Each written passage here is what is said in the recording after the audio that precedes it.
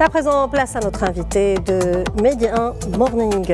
Les Lions de l'Atlas et les Panthères du Gabon se rencontrent donc ce vendredi pour le compte de la première journée du groupe B des éliminatoires de la CAN 2025 au stade Adrar d'Agadir. La partie débutera à 19h. Pour en parler, nous sommes en direct avec Saïd El-Hamda, journaliste sportif.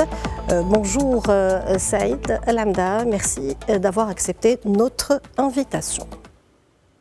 Bonjour. Alors, les Lions de l'Atlas disputent leur premier test de la saison sans grande incidence, le Maroc étant automatiquement qualifié en sa qualité de pays hôte. À quoi peut-on s'attendre face au Gabon, puis face aux Lesotho ? Face au Gabon et face aux Lesotho, on peut s'attendre à pas mal de tests de la part de Walid Regragui. C'est une excellente nouvelle pour les Lions de l'Atlas de ne pas avoir de réel enjeu, même si Regragui a souligné qu'il était important pour les Lions de gagner, pour emmagasiner un maximum de confiance.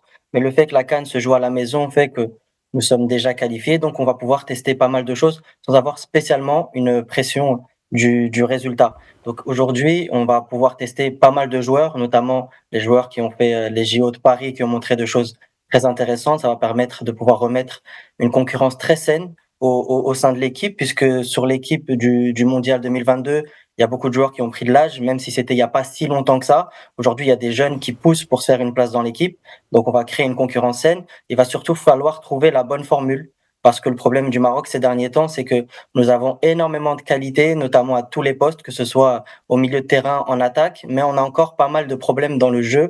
Et c'est un petit peu le gros défi de Walid Regragui, c'est de trouver la bonne formule, comme il l'avait fait notamment au Mondial en 2022. Il va devoir retrouver, encore une fois, la bonne recette. Et là, il a encore beaucoup plus de joueurs, beaucoup plus de qualité pour pouvoir le faire. Donc, c'est quelque part un problème de riche parce que il dispose de beaucoup de joueurs. Il va falloir faire des choix. Il y aura des joueurs qu'il va falloir écarter. Il y a des joueurs qu'il va falloir introniser. Donc, c'est un énorme puzzle. Et Walid Regragui a du temps, puisque la CAN qui devait se jouer initialement en 2025 se jouera en 2026. Donc, ça nous laisse un petit sursis pour pouvoir composer la meilleure équipe possible et aller chercher cette CAN à la maison. Très bien. Quelle lecture faites-vous de ce match entre le Maroc et le Gabon? Et quelles sont, selon vous, les forces et les faiblesses de part et d'autre? Sur ce match-là, la lecture elle est assez simple parce que c'est pas un match où l'enjeu va primer. C'est plutôt sur le côté marocain. Je pense que la priorité pour Walid Regragui, c'est de définir une attaque complémentaire et efficace. Au Maroc, beaucoup de gens, et moi le premier, on se plaint d'un manque d'efficacité, alors que quand on regarde les joueurs à notre disposition, on a Ayoub El Kaabi qui finit la saison dernière meilleur buteur de la Ligue Europa, on a Sofiane Rahimi qui finit meilleur buteur des Jeux Olympiques de Paris, on a Youssef En-Nesyri qui vient de signer à Fenerbahçe avec Mourinho. On a quand même beaucoup de joueurs, de finisseurs avec qui ça fonctionne très bien en club, mais en sélection, il y a peut-être une pression un petit peu trop forte, il y a des automatismes qu'on n'arrive pas à trouver, il y a des joueurs derrière qui peuvent donner des opportunités aux attaquants. Je pense notamment à Ilyas Benseghir qui vient de nous rejoindre, à Brahim Diaz donc qui joue au Real Madrid. On a quand même des profils qui sont complémentaires et qui permettent d'avoir une animation offensive très efficace, mais malheureusement on ne trouve pas encore cette recette-là, les joueurs qu'il faut aligner ensemble au bon moment, au bon timing, avec les remplaçants qui vont venir apporter de la profondeur. Je pense qu'aujourd'hui les cartes sont redistribuées pour tout le monde. Il y a une opportunité, les joueurs le savent. Il n'y a pas de titulaire, il n'y a pas de remplaçant. Ce qui s'est fait avant reste avant. La Coupe du Monde 2022, on a tourné la page. L'échec, puisqu'on peut parler d'échec pour la CAN 2025, fait que tout le monde a sa chance. Et je pense que ça, c'est positif. C'est positif parce que chaque joueur va se battre pour sa place. Et comme on a beaucoup de qualité, ben, on va voir quel joueur correspond le mieux tactiquement, parce que je pense que c'est pas forcément le meilleur ou les meilleurs joueurs qu'il va falloir aligner. Il va falloir aligner les meilleurs joueurs qui jouent ensemble. Et c'est ça le plus grand défi de Regragui, c'est de trouver le collectif plus que l'individuel. Oui, parlons des joueurs pour les deux duels de ce mois de septembre. Le sélectionneur national a convoqué une liste de 26 joueurs. Un mot sur la liste des joueurs retenus par Walid Regragui. Sur la liste, pas mal de surprises. Je pense que Walid Regragui s'est pas mal remis en question. Il a convoqué par exemple Adam Aznou, qui est un jeune talent du Bayern Munich, et c'est très important d'intégrer ce genre de jeunes joueurs assez tôt pour qu'ils connaissent la sélection. Achraf Hakimi, pareil, si on peut faire un parallèle, quand il jouait au Real Madrid, est arrivé très très jeune et aujourd'hui on voit le résultat. C'est un des cadres de l'équipe et c'est même lui à peine 25-26 ans qui accueille un peu comme un vétéran les nouveaux joueurs. Donc c'est important d'envoyer un signal positif, de dire à ces joueurs-là que la sélection, les portes Mhm. sont ouvertes. On a un joueur comme qui n'est pas sélectionné, mais comme Hossam Sahraoui qui a tourné le dos à la Norvège pour choisir justement le Maroc parce qu'il voit que le Maroc est dans une dynamique très positive. Regragui a aussi montré aux joueurs que les JO de Paris n'ont pas été juste un épiphénomène, que avoir cherché une médaille de bronze, bah, ça avait des conséquences positives puisque aujourd'hui Zakaria El Wahdi,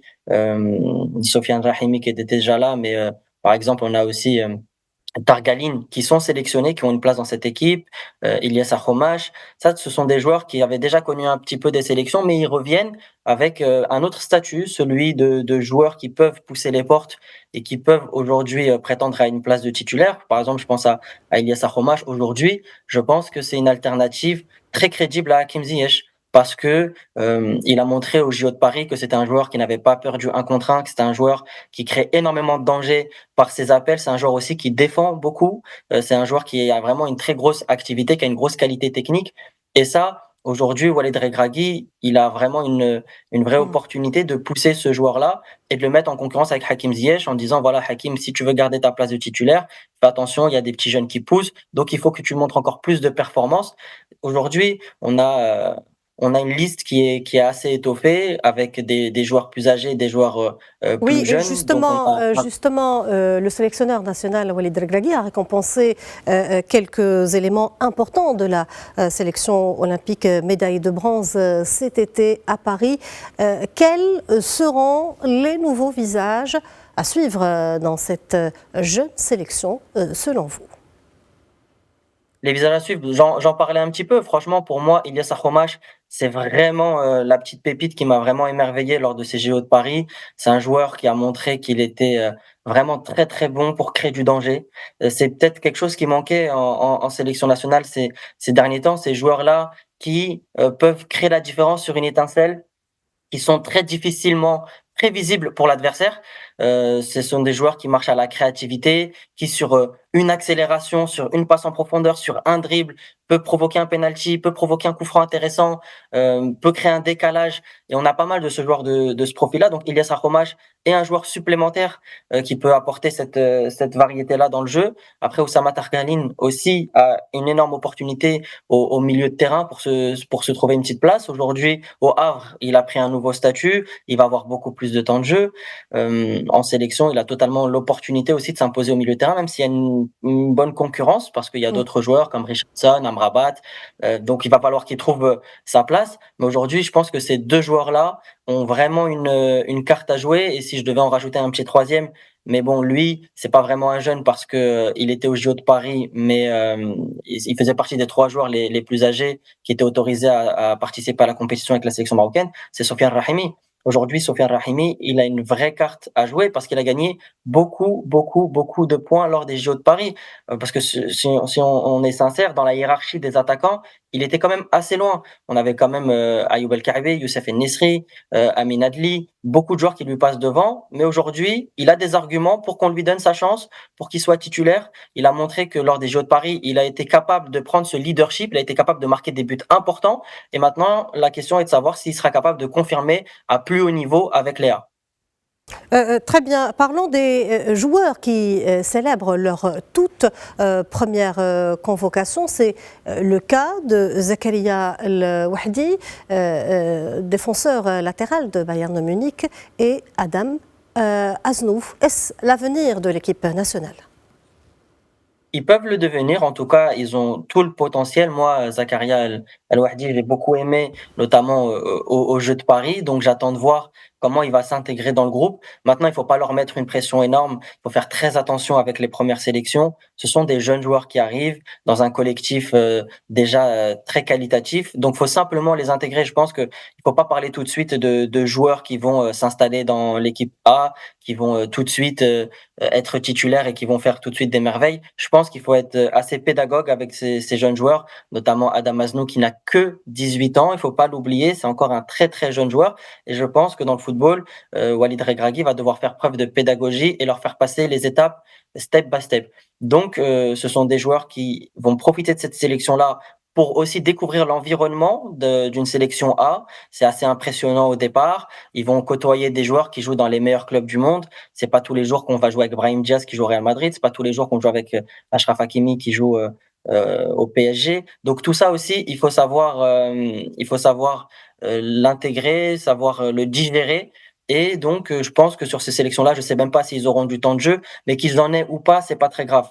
Parce que le plus important, c'est de prendre cette expérience, c'est de s'imprégner de l'environnement et après, petit à petit, faire des performances en club pour pouvoir revenir régulièrement en sélection. Et dès qu'ils auront une opportunité, ça sera à eux de la saisir. En tout cas, moi, j'ai très, très hâte de les voir sur la pelouse pour leur donner un petit peu des minutes de jeu pour qu'ils puissent s'imprégner du public et pour qu'ils puissent s'intégrer progressivement sans toutefois les griller parce que c'est très important de se dire, voilà, les joueurs, faut prendre du temps avec eux pour faire la meilleure intégration possible. C'est comme ça que ça se passe dans les autres sélections. Et si on adopte cette pédagogie-là avec eux, il n'y a pas de raison que ça se passe mal. Parlons à présent des enjeux du Maroc en tant que pays organisateur de la CAN 2025. Les enjeux, ils sont énormes. Aujourd'hui, on le sait, le Maroc va organiser cette CAN à la maison. J'ai presque envie de dire que la défaite ou la victoire est obligatoire. La défaite est interdite, la victoire est obligatoire. On l'accueille à la maison depuis 1976. On n'a pas remporté une CAN et c'est pas normal pour une sélection comme le Maroc quand on regarde le vivier de joueurs impressionnants qu'on a. Aujourd'hui, il faut matérialiser tous nos efforts, tous nos progrès à travers un trophée. Le Maroc, surtout sur les 10-15 dernières années, a énormément travaillé justement pour remettre le Maroc sur la bonne raille. Aujourd'hui, le Maroc est dans le top 15 mondial FIFA. On a beaucoup de joueurs qui sont issus de l'académie, c'est-à-dire qu'avant, l'équipe comptait beaucoup sur les binationaux et il faut compter sur eux, mais il y a aussi du talent au Maroc et il faut réussir à intégrer les joueurs du Maroc, leur donner des opportunités. Et c'est ce que le Maroc fait très bien avec l'académie. Aujourd'hui, on a des joueurs qui y sont issus de cette académie. Saïd Hamda, nous arrivons à la fin de notre rubrique. Je vous remercie d'avoir répondu à nos questions. Et je rappelle que vous êtes journaliste sportif. Avec plaisir.